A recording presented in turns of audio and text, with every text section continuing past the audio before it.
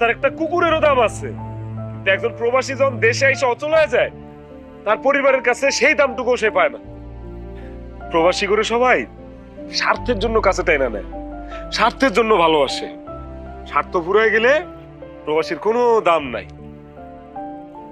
আমার মা নাই, বাপও নাই। আমি আমার এই দুইটা ভাইরে বাপের মতো ভালোবাসছি।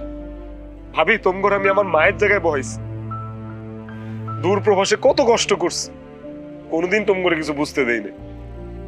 তোমগর লেগে আমি কত কিছু করছি, কিন্তু আফসোস এত কিছু করার পরেও আমি তোমগর কাছে আপন হইতে পারলাম না।